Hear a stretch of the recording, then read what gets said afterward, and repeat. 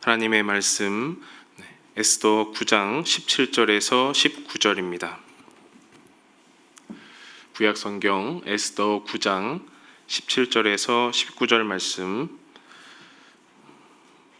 저 여러분이 합독하도록 하겠습니다. 에스더 9장 17절부터 읽겠습니다.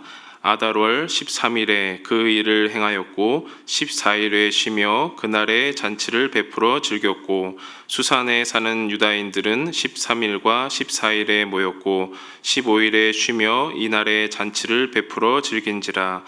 그러므로 시골의 유다인 곧 성이 없는 고을고을에 사는 자들이 아달월 14일을 명절로 삼아 잔치를 베풀고 즐기며 서로 예물을 주더라. 아멘. 이제까지 우리 에스더서 저와 여러분 함께 에스더서를 읽어갔습니다. 이제 오늘까지 하면은 끝납니다.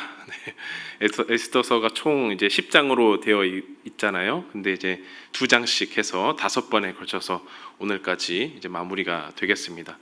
그 동안은 이제 그리스도 인생이라고 해서 그리스도의 인생, 그리스도 예수님의 삶을 좀 보면서 대조를 했고요. 또 그리스도인의 그리스도인의 삶은 또 어떻게 해야 하는가 이렇게 큰 대주제로 삼았고요. 그동안 에스더서를 보면서 사랑, 희생, 또 생명, 존귀, 오늘까지 잔치 이렇게 또 세부적인 키워드를 들어서 함께 말씀을 읽어 나가겠습니다. 이제까지 한 것처럼 에스더서 9장, 10장의 이야기들을 조금 더 쉽게 풀어서 좀 말씀을 드리고 또 우리가 느끼고 또 특징적으로 오늘 마음속에 가지고 가야 할 것 3가지 이렇게 정리를 해보면 좋겠습니다. 이전의 이야기 좀 생각 안 나시죠? 한번 정리를 조금 해드리겠습니다. 유다인의 대적 누구죠? 하만. 오늘 이 이름이 좀 많이 나올 것 같아요. 앞뒤로 유다인의 대적 하만이 모르드게를 이제 매달려고 큰 나무를 만들었습니다. 그런데 그 나무에 매달린 사람이 누구였죠? 하만이었죠. 자신이 세운 그 계획에 본인이 매달리는, 그래서 수치스러운 죽음을 맞이하는 것을 우리가 지난 시간에 보게 되었습니다. 그런데 하만이 죽었다고 해서 모든 재앙이 사라졌느냐? 그건 아니었습니다. 아직 왕이 이전에 하만을 통해서 왕이 내린 조서가 아직도 유효했기 때문에 다시 한번 새로운 왕의 조서를 통해서 이제는 옛 조서가 철회되는 것이 아니고 새로운 조서를 통해서 대적들이 유다인을 죽이는 것이 아니고 유다인들이 대적들을 죽이는 그런 새로운 조서가 내리게 되었습니다. 한마디로 유다인과 대적들의 위치가 뒤바뀐 그런 모습이 이 에스더서 말미에 등장하게 되는 것이죠. 유다인은 이미 승리를 손에 쥐었습니다. 또한 유다인의 대표라고 할 수 있는 모르드게는 큰 금관을 쓰고 또 왕의 말을 타고 백성 앞에 지나가면서 승리를 자축하기도 했습니다. 그것을 보는 모든 유다인들은 기뻐하며 큰 잔치를 베풀었습니다. 축제가 된 것이죠. 큰 잔치를 베풀면서 도리어 그 자리에 있는 많은 이방인들이 이제 유다인이 두려워서 너도 나도 유다인이 되려고 자처하는 사람도 일어났습니다. 그리고 드디어 대적들을 진멸하는 그 날이 다가온 것입니다. 성경에 나오는 이제 9장 부분인데요. 성경에 나오는 아달월 13일, 이제 히브리어로 말하면 12월 13일은 원래 누가 죽어야 하는 날입니까? 질문을 해보겠습니다. 원래는 유다인이 죽어야 하는 날입니다. 왕의 조서에 의하면. 그러나 죽음을 무릅쓴 에스더와 충신 모르드게의 활약으로 새로운 왕의 조서가 내렸죠. 그래서 유다인들은 이제는 합법적으로 대적들을 처리할 수 있는 힘을 갖게 되었습니다. 그런데 이 유다인들이 이제 대적들을 치는 것이 유다인만 열심히 노력해서 알아서 하여라라는 것이 아니고 왕의 조서, 왕의 힘을 얻기도 하였고요. 또 그것을 이제 무서워한 많은 사람들이 유다인의 이제 조력자가 되었습니다. 나는 이방인이지만 당신이 유다인이요, 내가 도와주겠소라고 할 정도로 많은 사람들이 유다인의 편에 서서 도와주게 되었습니다. 소위 유다인들은 대세 중에 대세가 된 것이죠. 이제는 그 누구도 유다인의 기세를 막을 수는 없었습니다. 이제껏 수백 년 동안 포로 생활을 하면서 억눌렸던 그런 분노와 또 아픔들을 이젠 대적에게 원수를 갚는 그런 시간이 다가온 것이죠. 그래서 아달월 13일에 이르러서 도성, 그러니까 수도죠. 수도인 그 수산성에서는 500명이 죽었습니다. 유다인들이 대적들을 치면서 500명이 죽었고 각 지방에서도 많은 대적들이 쓰러졌습니다. 하지만 이제 유다인들은 신기하게도 이 대적들의 재산에는 손을 대지 않았다라고 성경은 또한 말하고 있습니다. 이것에 그치지 않고 왕후 에스더는 아하수에로 왕에게 나아가서 마지막으로 요청을 합니다. 두 가지를 요청했는데요. 그 하나는 남아있는 하만의 10아들이 있는데 그 10아들을 처형하게 해달라라는 것이었고요. 또 하나는 이 대적에게 원수 갚는 날을 하루 더 연장하게 해달라라는 그런 요청이었습니다. 당연히 왕은 이 왕후의 요청을 받아들였고요. 이후에 하만의 10아들은 그 아버지처럼 나무에 매달리게 됩니다. 이 나무에 매달린 것에 대해서 성경 말씀을 잠깐 보려고 하는데요. 신명기 21장의 말씀입니다. 22절, 23절인데요. 제가 읽어드립니다. 사람이 만일 죽을 죄를 범하거든 네가 그를 죽여 나무 위에 달거든 그 시체를 나무 위에 밤새도록 두지 말고 그날에 장사하여 네 하나님 여호와께서 네게 기업으로 주시는 땅을 더럽히지 말라. 나무에 달린 자는 하나님께 저주를 받았음이라 되어 있습니다. 나무에 달린 것 그 자체가 저 사람은 하나님께 저주를 받아서 저렇게 되었구나라는 그런 표식이 되는 것이죠. 그래서 하만과 그 10아들까지 저주받은 자로 지금까지 이어져 오는 것을 우리는 알 수가 있습니다. 율법 체계도 그렇고요. 페르시아 시대에도 또한 로마 시대에도 나무에 사람을 매달아 죽이는 것은 잔인하고 수치스럽고 저주스러운 그런 형벌이라고 할 수가 있겠습니다. 나무에 달린 자라고 하면 우리는 제일 먼저 생각나는 분이 계시죠. 바로 예수님인데요. 우리 예수님도 저주를 받아 나무에 달리신 분이십니다. 그런데 그 저주를 받았는데 그 저주가 누구 때문에 왔느냐, 또 왜 그렇게 매달렸느냐, 그게 중요하겠죠. 모든 사람 앞에서 모든 사람을 대신하여 예수님은 저주를 받으신 것입니다. 사람들은 예수님을 저주하고 희롱하고 욕했지만 우리를 대신하여서 저주받으신 예수님을 통하여서 우리의 저주가, 우리에게 내려야 하는 그 저주가 사라지게 된 것이죠. 이제 성경에서는 그것을 대속이라고 말을 합니다. 대신 속하여서 우리의 모든 저주가 사하여졌다. 우리의 모든 노예와 같은 그 신분이 이제는 사라졌다라는 것입니다. 그런데 에스더서에 나오는 하만과 10아들의 경우가 예수님과 같을까요? 다르다고 저는 생각합니다. 하만과 10아들은 그들의 죄와 교만 때문에 나무에 매달려 저주받은 것이죠. 이렇게 하나님은 유다인의 원수를 갚으셨고요. 유다인에게 구원의 기쁨을 허락해 주셨습니다. 왕후 에스더의 요청처럼 이 유다인들은 그 다음 날 14일에도 대적들을 또 쳤습니다. 이번에 300명이나 또 죽였습니다. 그러나 여전히 그들의 재산에는 손을 대지 않았습니다. 이렇게 수도 수산성에서만 대적 800명이 죽음을 당했고요.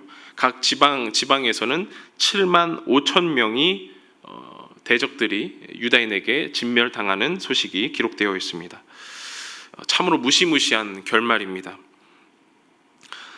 그리고 이렇게 유다인들이 대적들에게 완벽하게 원수를 갚았지만 신기한 것은 그들의 재산을 탐하지 않았다라는 점인데요.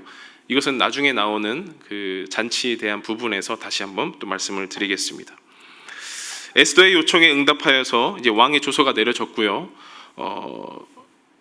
이 유다인들은 합법적으로 대적들을 죽일 수 있었고 합법적으로 그들의 부녀자를 죽이고 다 탈취하고 재산을 가져갈 수가 있었습니다. 이제 8장 11절에 나오는 부분인데요.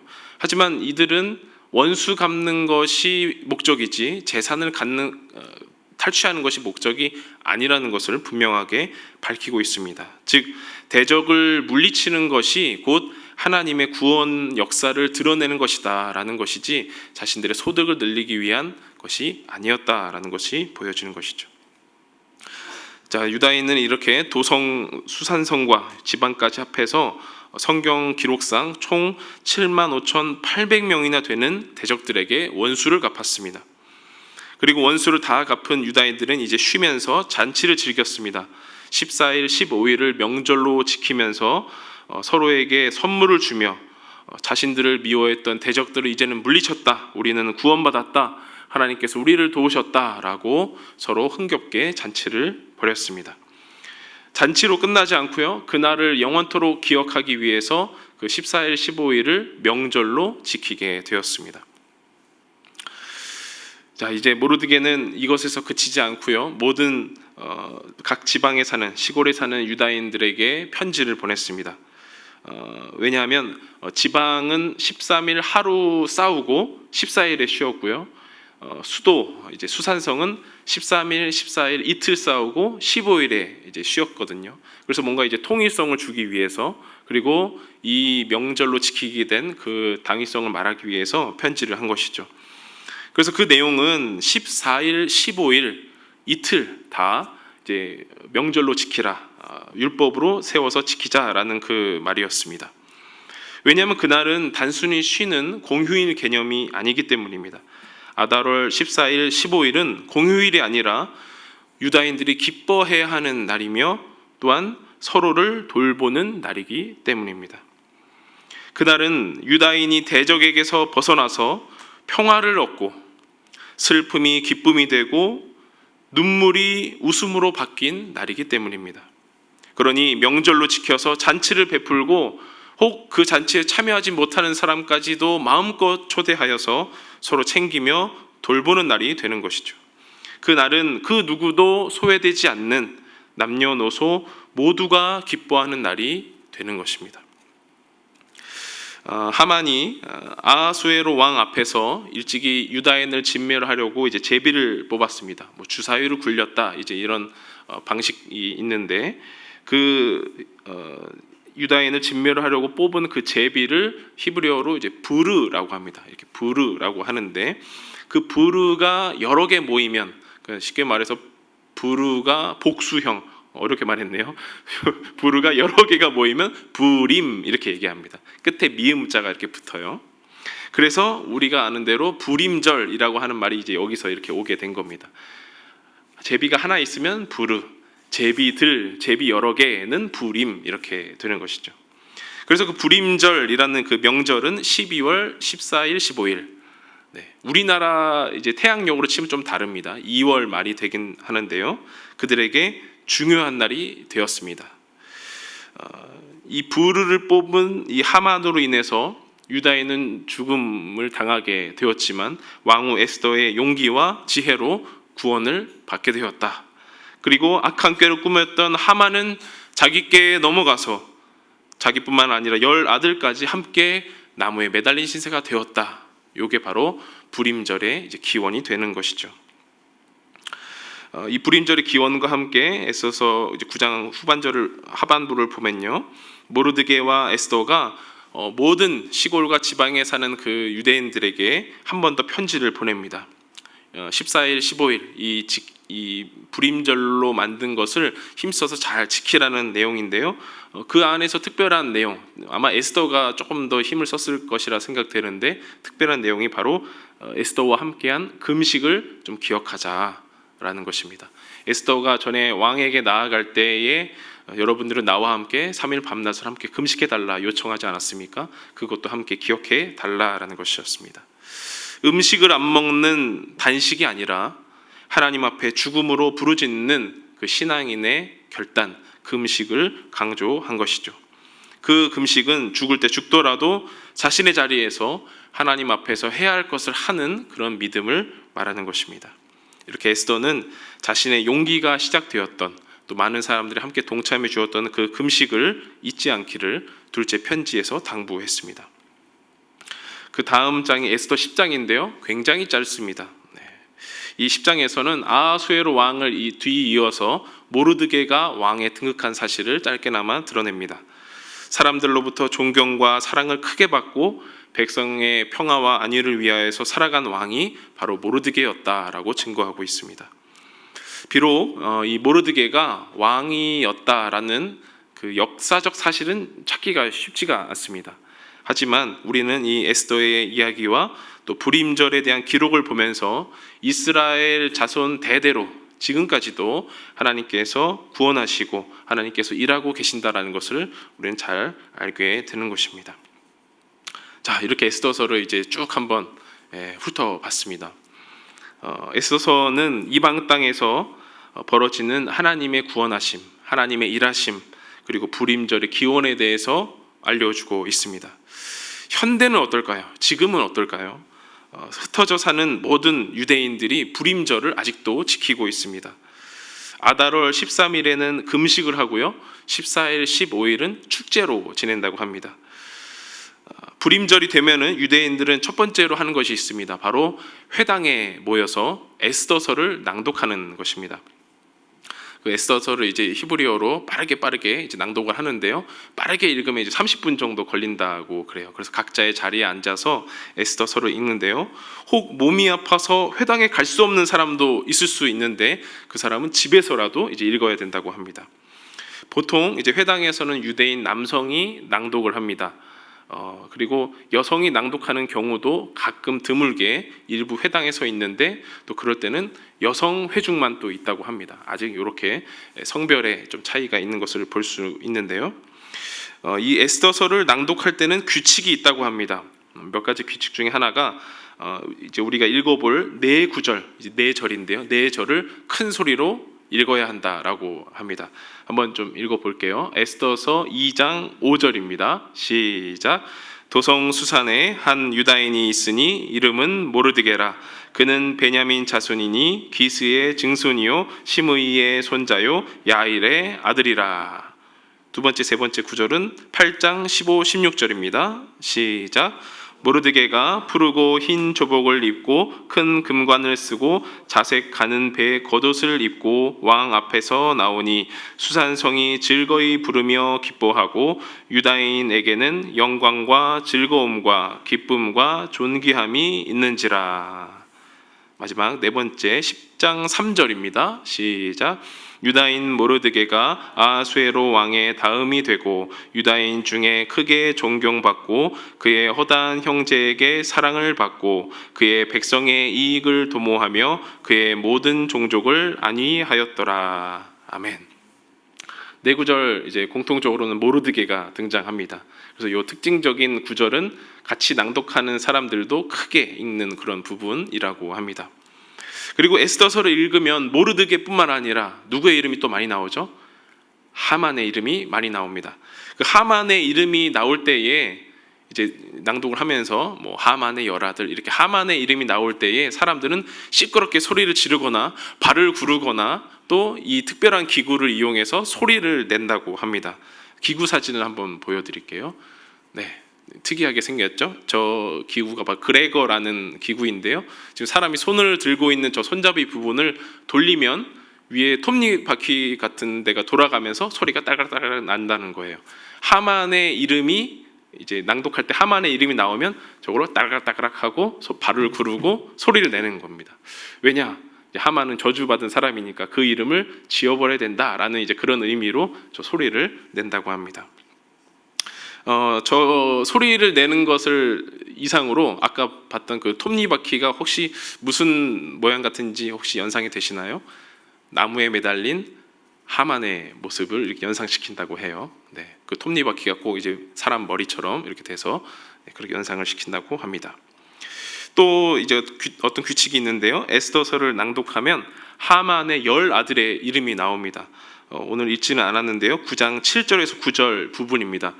이 부분은 단숨에 읽어야 한다고 해요. 왜냐하면 하만의 10 아들이 한꺼번에 처형되었다라는 것을 기념하기 위해서 그렇게 읽어 나아간다고 합니다. 네, 에스더서를 다 읽습니다. 회당에서도 읽고요. 또 인터넷을 좀 찾아보니까 통곡의 벽 앞에서도 에스더서를 너나 할 것 없이 많이 읽는다고 합니다. 에스더서를 다 읽으면 이제 뭘 할까요? 배가 고프죠. 이제 만찬의 시간입니다. 밥을 먹는 시간인데요. 불임절에는 특별히 먹는 음식이 있는데요. 바로 보여드릴게요. 후식으로 먹는 하만타센이라는 과자입니다. 네, 맛있을까요? 네. 네, 저기에는 이제 과자 삼각형으로 된 과자 안에 이제 과일 잼도 넣고요, 뭐 양귀비 씨도 넣고요, 또 각각 견과류 등등을 넣어서 이렇게 구워서 과자로 만드는 것이죠. 이름이 이제 말씀드린 대로 하만 타센이라는 겁니다. 하만은 이제 그 하만의 이름이고요, 타센이라는 것은 독일어로 주머니라는 뜻입니다. 하만의 주머니라는 뜻이에요. 그래서 하만의 주머니에는 뇌물이 가득하였다라는 것을 기억하기 위해서 저 과자를 먹고 이제 기념한다고 하는데요. 또 다른 말이 있습니다. 저 하만 타산에 또 다른 말이 있는데 오즈네이 하만이라는 뜻이 있어요. 하만은 하만이겠고 오즈네이는 바로 퀴즈를 할까요? 네, 아까 저 과자가 신체의 어떤 부분과 비슷하다라고 해요. 어디랑 닮았을까요? 네, 우리 귀와 닮았다고 합니다. 그래서 하만의 귀와 닮았다, 오즈네이 하만 이렇게 부르기도 합니다. 네, 저 불임절에 저 과자를 먹으면서 하만의 이제 뇌물, 왕에게 바쳤던 그런 뇌물과 그 교만을 이제 상기하게 되는 것이죠. 또 다른 사진 하나 더 보여드리겠습니다. 네, 이 사진은 미슐로아흐 마노트이라는 것입니다. 이제 한국말로 말하면 기쁨의 선물 이렇게 됩니다. 기쁨의 선물, 아주 이쁘게 장식을 한 건데요. 저 기쁨의 선물을 만들 때는 규칙이 있습니다. 반드시 2가지 이상의 음식으로 만들어야 한다고 합니다. 왜냐하면 하나는 이제 자신의 가족에게, 또 하나는 이 축제를 참여하지 못하는 가난한 누구에게 이제 주는 그런 의미가 있어서 2가지 이상의 그런 음식 바구니로 만들게 된다고 합니다. 이렇게 함께 즐기지 못하는 어려운 이웃들과 함께 즐기는 것이 바로 불임절, 현대에도 이어 내려오는 불임절 잔치가 되겠습니다. 자, 마지막 사진인데요. 불임절 페스티벌 사진 하나 더 보여드립니다. 네, 저렇게 꼭 놀이동산에 있을 법한 그런 복장으로 사람들이 행진하는 것이 보이는데요. 해마다 불임절이 되면 말씀드린 대로 13일은 금식을 하고 14, 15일에는 이제 카니발 축제로 즐깁니다. 그래서 우리가 좀 이렇게 들어온 대로 할로윈데이 들어오셨죠? 할로윈데이처럼 사람들이 막 우스꽝스러운 또 재미있는 분장을 하고 거리에 돌아다니면서 이제 뭐 하마타센도 먹고 밥도 먹고 또 포도주도 많이 마시고 이렇게 한다고 합니다. 포도주 마시는 것에 조금 거부감은 안 가졌으면 좋겠습니다. 이제 유대인의 그런 풍습이니까요. 포도주 하나만 잠시 말씀드리면, 포도주를 마실 때 하만의 저주와 모르드게의 축복이 헷갈리게 하라, 이런 말이 있어요. 쉽게 말하면 마음껏 마셔서 그런 걸 분간하지 못할 정도로 많이 마셔라 라고 하는데, 현재는 적당히 마셔라 이렇게 또 그런 명령들이 내려온다고 합니다. 6월절, 77절, 초막절, 우리가 아는 이 3대 명절과는 이 불임절이 조금 성격이 다릅니다. 그래서 뭐 안식일 규정 그런 것도 없고요. 그래서 아주 즐겁고 또 기쁘게, 또 어떻게 보면 약간 세속적으로 보내는 명절이 바로 불임절이라고 합니다. 태양력으로 따지면 2월 말부터 3월 정도, 올해로 보면은 한 2월 23, 24, 25일 이미 지났지만 그때가 이제 불임절이 되는데요. 이 계절이 바뀌는 이 환절기 시기에 일어나는 이 불임절 큰 잔치는 3가지 특징이 있겠다, 이렇게 한번 오늘 정리를 해보고 싶습니다.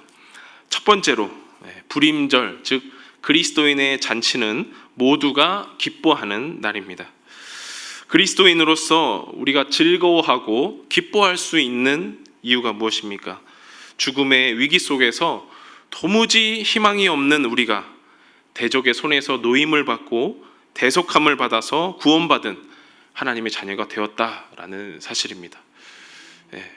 죽음의 위기에서 벗어날 수 없던 우리가 대속받아서 하나님의 자녀가 되었다는 귀한 사실이 우리가 기뻐할 수 있는 이유라는 것입니다. 에베소서 2장 1절에서 5절 말씀 제가 참고 삼아 읽어드립니다. 그는 허물과 죄로 죽었던 너희를 살리셨도다. 그때의 너희는 그 가운데서 행하여 이 세상 풍조를 따르고 공중의 권세 잡은 자를 따랐으니 곧 지금 불순종의 아들들 가운데서 역사하는 영이라. 전에는 우리도 다 그 가운데서 우리 육체의 욕심을 따라 지내며 육체와 마음에 원하는 것을 하여 다른 이들과 같이 본질상 진노의 자녀이었더니 긍휼이 풍성하신 하나님이 우리를 사랑하신 그 큰 사랑을 인하여 허물로 죽은 우리를 그리스도와 함께 살리셨고 너희는 은혜로 구원을 받은 것이라. 아멘. 이 의미가 이제 불임절에 담겨 있는 것입니다. 모두가 기뻐하는, 구원으로 말미암아 기뻐하는 날인 것입니다. 하나님의 저주를 받아 십자가에 달리신 예수님, 그러나 예수님은 정작 죄가 없으셨습니다. 그분의 희생으로 우리는 존귀한 하나님의 자녀가 되었습니다. 마땅히 나무에 매달려야 하는 존재는 바로 나 자신, 우리 자신입니다. 그러나 우리 아버지 하나님이 스스로 나무에 매달리심으로 우리는 평화를 얻었습니다. 우리의 허물 때문에 주님이 찔리셨고 우리의 죄악 때문에 주님의 몸이 상하신 것입니다. 그러나 그 덕분에 예수님이 받으신 그 징계 때문에 우리의 슬픔은 즐거움이 되었고요, 눈물은 한박 웃음이 되었습니다. 이것이 우리가 절대 잊으면 안 되는 기독교의 기본 진리입니다. 이 진리를 알고 믿고 마음에 뿌린 사람은 어떤 상황이 오더라도 늘 기뻐하며 살아갈 수가 있는 것이죠. 다가올 죽음이나 고난을 두려워하지 않고 오히려 구원의 기쁨 속에서 즐거워하며 살아갈 수가 있는 것입니다. 이렇게 그리스도인의 잔치는 모두가 기뻐해야 하는 날입니다. 두 번째로, 그리스도인의 잔치는 서로를 돌보는 날입니다. 그리스도 예수님의 승리로 말미암아서 그리스도인은 승리의 잔치, 기쁨의 잔치를 벌였지만 이 잔치는 나만 즐기는 것이 아니라 서로 우리 모두가 함께 즐겨야 합니다. 특별히 더 가진 사람은 덜 가진 사람에게 베풀어 주는 날이 바로 이 불임절, 그리고 그리스도인의 잔치입니다. 즉 잔치는 서로를 돌보는 날입니다. 에스더서 9장 19절과 22절의 말씀을 함께 읽어보겠습니다. 시작. 그러므로 시골의 유다인 곧 성이 없는 고을고을에 사는 자들이 아달월 14일을 명절로 삼아 잔치를 베풀고 즐기며 서로 예물을 주더라. 이달 이날에 유다인들이 대적에게서 벗어나서 평안함을 얻어 슬픔이 변하여 기쁨이 되고 애통이 변하여 길한 날이 되었으니 이 두 날을 지켜 잔치를 베풀고 즐기며 서로 예물을 주며 가난한 자를 구제하라 하매. 자, 명절에 서로를 돌보는 것, 우리에게는 조금 생소한 개념 아니겠습니까? 우리에게 명절은 설이나 추석 등등 명절은 조상과 가족을 생각하고 오랜만에 만나서 서로 안부를 묻고 건강과 복을 기원하는 의미가 큽니다. 그런데 이 불임절, 이 잔치에는 서로 예물을 주고 가난한 자를 구제하여라 라는 말이 들어가 있습니다. 즉 하나님으로부터 받은 구원의 기쁨이 크고 넘친다면 이제 그 기쁨을 서로에게 나누어 주어라. 그 기쁨을 스스로 소유하지 못하는 자에게 나누어 주고 구제하여라 라는 것이 이 불임절 잔치의 큰 의미라고 할 수가 있겠습니다. 그런데 이 불임절 잔치에 서로에게 보내는 그 예물, 선물은 어디서 오는 것일까요? 아까 우리 성경 말씀에 그들이 재산을 탈취하지 않았더라라는 것을 보았죠. 서로에게 베푸는 예물, 더불어서 함께 잔치를 참여하기 위해서 서로에게 베푸는 그 예물은 불이하게 탈취하는 것이 아니라는 것입니다. 고난의 상황 가운데에서도 열심히 내가 노력하여서 얻은 그 소득으로 나누어 주는 것입니다. 대적에게서 승리를 거두었지만 모두의 입장은 동등하지 않습니다. 아직 누군가의 눈에는 눈물이 고여 있고 누군가의 손과 발은 아직 춤추기에는 이를 것입니다. 그래서 잔치에 참여하는 그리스도인은 서로에게 예물을 주면서 좀 더 넓고 좀 더 깊게 나아가야 합니다. 슬퍼하는 자를 안아주고요, 즐거워하는 자와 함께 즐거워하고 눈물 흘리는 자 옆에 가서 함께 울어 주어야 합니다. 함부로 눈물을 그치게 하거나 닦아주는 것은 지양하고 그들을 함께 가서 울어주고 자발적으로 기쁨에 참여할 수 있도록 옆에 있어 주어야 할 것입니다. 모두가 함께 즐겁고 기쁜 잔치에 참여하기 위해서 서로를 돌보고 섬기는 것, 이것이 불임절 잔치, 그리스도인의 잔치 두 번째 특징입니다. 우리는 천국 잔치에 초대된 그리스도인입니다. 그러나 나 혼자 그 잔치를 즐기지는 맙시다. 함께 더불어서 그 기쁘고 성대하고 존귀한 잔치에 참여하면 좋겠습니다. 주님의 즐거움을 함께 누렸으면 좋겠습니다. 특히 잔치는 꿈도 못 꾸는 그런 사람들에게 다가가서 그들의 슬픔과 아픔 속에 기꺼이 뛰어드는 우리 교회가 되었으면 좋겠습니다. 세 번째로, 마지막으로, 그리스도인의 잔치는 계속해서 기억하는 날입니다. 오늘 읽지는 않았는데요. 에스더서 9장 28절 말씀 마지막으로 한 번 더 다 같이 읽겠습니다. 시작. 각 지방, 각 읍, 각 집에서 대대로 이 두 날을 기념하여 지키되 이 불임이를 유다인 중에서 패하지 않게 하고 그들의 후손들이 계속해서 기념하게 하였더라. 자손 대대로 이것을 기념하게 하여라라는 말입니다. 자손, 즉 다음 세대를 부흥시키기 위한 전략은 그들에게 끊임없이 기억할 수 있도록 어른들이 도와주는 것입니다. 제가 음악 사이트를 이제 한 달에 얼마씩 돈을 내면서 음악을 듣습니다. 음악 사이트를 보면요, 1등부터 100등 뭐 그 이하는 이제 나오지도 않겠지만 수많은 수백 수천 곡의 이제 음악들이 있는데요. 제 아무리 대단한 가수더라도 그 음악의 순위에 이제 1위를 찍더라도 순식간에 또 바뀌고 음악이 계속해서 바뀌는 것을 보게 됩니다. 아무리 유명하고 힘이 있어도 정상의 자리에는 오래 있지 못한다라는 거죠. 세월이 가면 갈수록 모든 기억이 빠르게 잊혀진다는 겁니다. 그런데 우리가 지금 나누고 있는 그리스도인의 잔치는 계속해서 기억되어야 합니다. 성경의 이제 잔치를 보면요, 창조로부터 출애굽, 광야로부터 가나안 땅, 여러 왕들로부터 나라의 멸망, 포로 생활과 귀환까지 이 성경 안에는 잔치들로 넘쳐납니다. 그 잔치들이 우리의 후손들에게 전해져야 되겠습니다. 하나님의 구원하심과 심판하심, 하나님의 자비와 긍휼을 기억할 수 있도록 우리 어른들이 도와주어야 하겠습니다. 그래서 에스더와 모르드게는 이 불임절을 만들고 선포하면서 유다인을 향한 하나님의 구원하심, 하나님의 일하심을 전달하고 계속해서 이어지기를 바라는 것이죠. 우리도 이 잔치 속에서 하나님의 은혜와 사랑을 기억하면 좋겠습니다. 옆에 앉은 분, 그리고 앞에 선 저와 우리 모두가 하나님께 이렇게 선포했으면 좋겠습니다. 한번 뭐 작게라도 따라해 보면 좋겠습니다. 하나님은 우리를 사랑하십니다. 우리를 위해 일하십니다. 네. 이것이 자손 대대로 이어져야 되는 것입니다.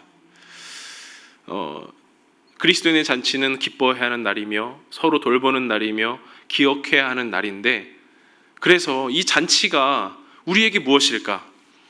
이제 마침표를 찍어야 되는데 저는 고민이 되었습니다. 이 기쁨과 나눔의 잔치, 그리스도의 잔치가 우리에게 무슨 의미이고 무엇일까? 곰곰이 생각해 봤는데요, 아무리 생각해도 예배 외에는 떠오르지가 않았어요. 네. 하나님의 구원에 감사하며 기쁨으로 누리는 예배, 그리고 예배를 통해서 이 소유한 기쁨을 이웃사랑으로 또 섬김과 정성으로 함께 나누는 삶의 예배, 이 모든 것을 기억하며 자손 대대로 기억하게 하는 그 예배까지, 잔치는 저에게 그리고 바라기는 여러분에게 하나님과 이웃, 자녀들을 향한 예배가 되면 참 좋겠습니다. 모두가 하나님을 잊어가는 시대입니다. 그리스도인들마저도 신앙의 잔치를 기억하지 못하는 이 어려운 시대를 보내면서 우리는 함께 말씀을 읽고 말씀을 쓰며 어려운 이웃과 함께 울어주고 기도하는 사람이 되면 좋겠습니다. 우리의 모든 잔치를 함께 기억하고 자녀들에게 잘 물려주면 좋겠습니다. 특별히 코로나를 겪어내고 있는 우리에게, 그리고 다음 세대의 미래에게 이 기쁨과 나눔의 잔치, 예배가 모두에게 기억되는 그런 놀라운 은혜가 있으면 좋겠습니다. 이제 마지막으로 찬양하면서 우리의 마음을 잡으면 좋겠습니다. 슬픈 사람들에게, 또 하나님을 모르는 이들에게, 하나님을 떠난 자들에게, 하나님이 필요한 그들에게 우리가 달려가는 또 그 삶의 예배가 결단이 되었으면 좋겠고요. 또 예배가 가장 우선되는 우리 높은 뜻 덕속의 성도님들 되면 참 좋겠습니다.